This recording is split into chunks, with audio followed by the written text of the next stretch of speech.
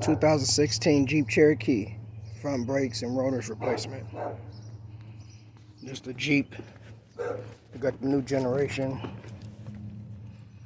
lug studs, and I don't have my tool to put into the thread to help me get the wheel on easily. But get the tire off, get the vehicle jacked up safely and secured. On this vehicle, these are 19mm lug studs. Using a C-clamp, compress the caliper in. You put it here because it's a double piston, and then you will put it in this one at the top. And you see we got a nice gap in between there. It may not go in all the way, so what I got is this caliper tool as well. But you could use a C-clamp. You just got to take the brake pad out, stick it in there, and I'll show you. But now once you compress that, you got a 14mm down here. Take that out and remove it. On this style caliper, you can remove the bolt and swing the caliper straight up. You will have to take out one of the brake pads, stick it there, and continue compressing this caliper piston in with the C-clamp. You have to put it at the top, compress it. The bottom is going to try to pop out, and then do the bottom, and you're going to have to work it back and forth. But because I got both tools, I can just use this, put the bigger ears on this, and compress the caliper pistons in at once, because it's going to grab both sides and push them in. So I'm going to continue compressing my pistons in on the caliper. So the method I chose was to put a brake pad in there, because these little ears kept popping off. I got sick and tired of fighting with them. And I just ratchet it, and you'll see it compress the piston in.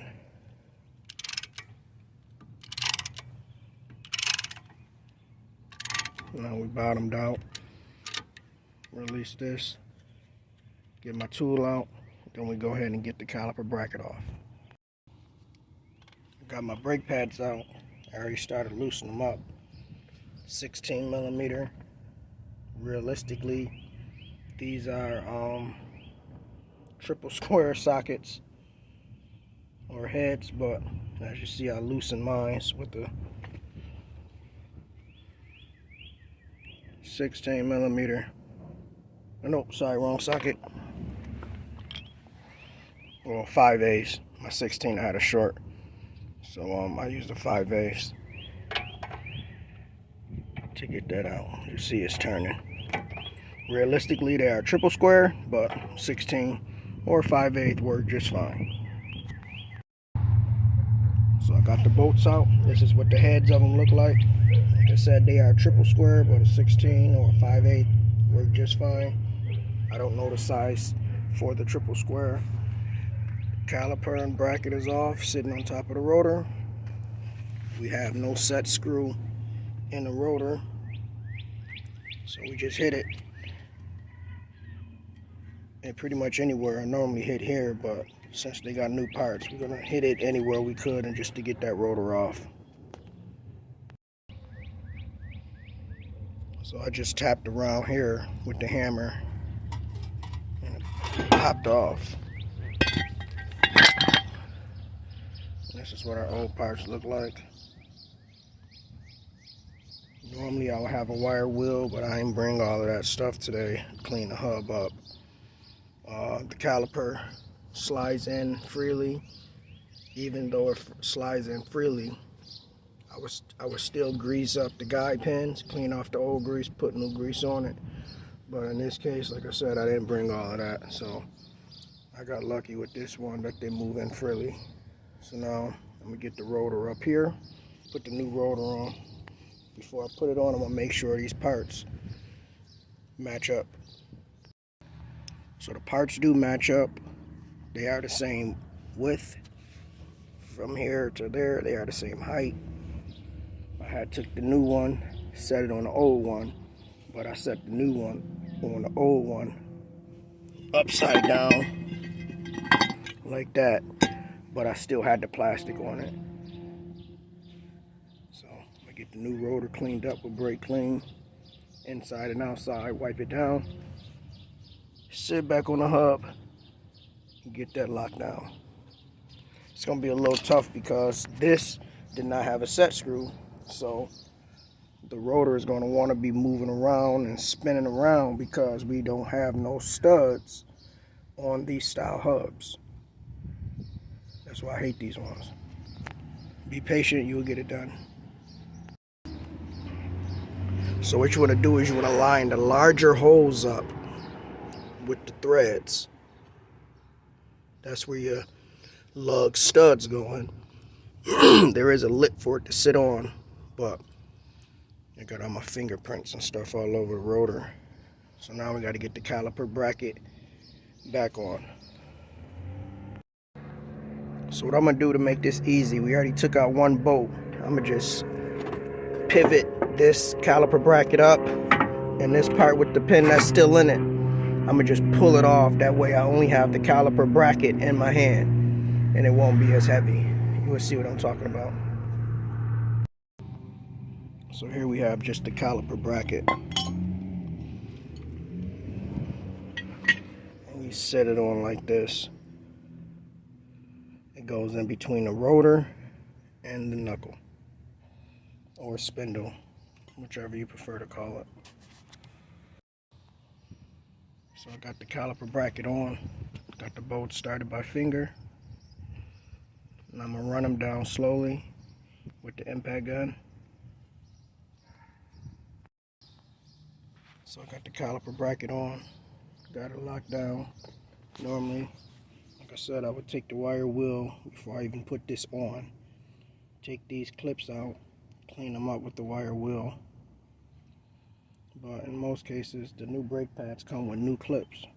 But I'm not even going to replace them. I'm on a bit of a time crunch. And not only that, I didn't have a hard time getting these brake pads out. They did slide freely. Also, sometimes when you put the new clips in, they just, I don't know what it is, they don't work all the time. So you will put new parts in and then the brake pads don't seem to want to go in. So in this case, I'm just going to keep using the factory ones and put the brake pads in. There's nothing wrong with these. So this is why you always check your parts.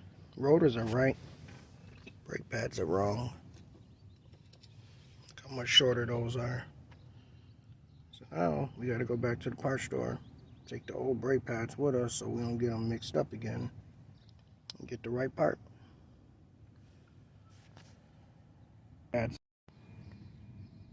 So this is exactly what I was talking about. I just came to the passenger side to start breaking it down and putting new parts on. And look at this brake line on this caliper. That's wrong.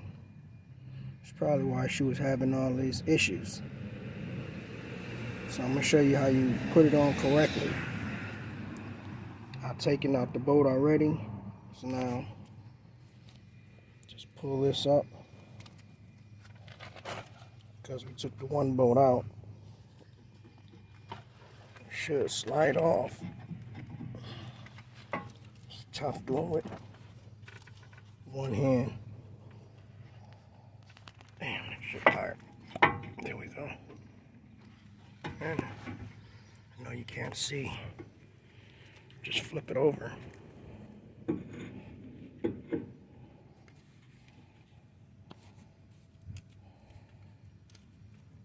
Then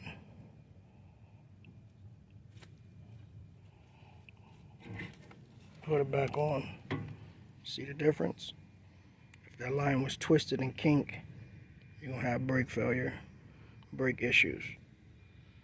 You'll be getting brake fluid, then you won't. Brake pedal be pulsating. So this is the correct routing. So what I try to do is I sit the rim up on that small hub. I know you ain't gonna be able to see, but inside there you can see the hole and you got to rotate the wheel. But sometimes when you rotate the wheel, the whole rotor spin, moving the holes, so you can't get those lined up. So sometimes you have to move the rim slowly to get it lined up. Now I'm gonna try and get my lug studs in. But that's it. Make sure y'all comment, like, and subscribe on this Jeep Cherokee front brake and rotor replacement. I'll see you on the next video. Yeah.